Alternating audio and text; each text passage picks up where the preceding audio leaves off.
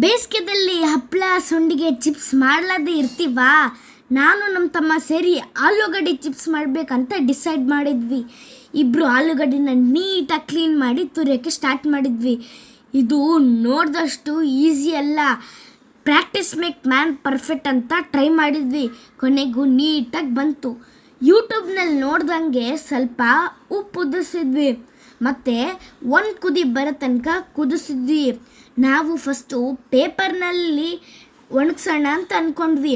ಆದರೆ ಅಂದ್ಕೊಂಡ್ಬಿಡುತ್ತಂತ ಪ್ಲಾಸ್ಟಿಕ್ ಕವರ್ನಲ್ಲಿ ಸ್ವಲ್ಪ ಎಣ್ಣೆ ಹಚ್ಚಿ ಸ್ಪ್ರೆಡ್ ಮಾಡಿದ್ವಿ.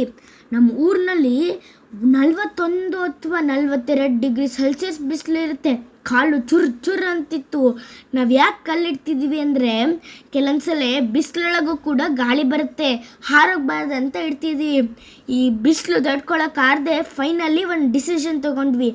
ಏನಂದರೆ ನೆರಳೊಳಗೆ ಕೂತು ಚಿಪ್ಸ್ನ ಒಣಗಿಸೋಣ, ಆಮೇಲೆ ಬಿಸಿಲೊಳಗೆ ಹೋಗಿ ಇಡೋಣ ಅಂತ. ಆದರೂ ಕೂಡ ಬಿಸಿಲು ತುಂಬ ಇತ್ತು. ನೋಡ್ತೀವಿ 1 ಕವರ್ ಆಯಿತು, 2 ಕವರ್ ಆಯಿತು. ನನಗಂತೂ ಸುಸ್ತಾಗ್ಬಿಟ್ಟಿತ್ತು. ಆದರೂ ಕೂಡ ಈ ಶ್ರೀವತ್ಸ ಕುಚಿಯಷ್ಟೇ ಬಿಡಲಿಲ್ಲ.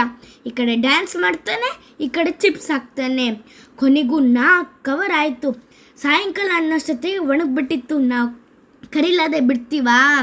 ನಾನು ಅವನಿಗೆ ಚಿಪ್ಸ್ ತಿನ್ನಿಸಿದ್ರೆ ಅವನು ನನಗೆ ಬೋಟಿ ತಿನ್ನಿಸ್ತಾನೆ. ನೀವು ಕೂಡ ಸಮ್ಮರ್ನಲ್ಲಿ ಏನು ಮಾಡಿದ್ರಿ ಅಂತ ನಮಗೆ ಕಮೆಂಟ್ ಮಾಡಿ.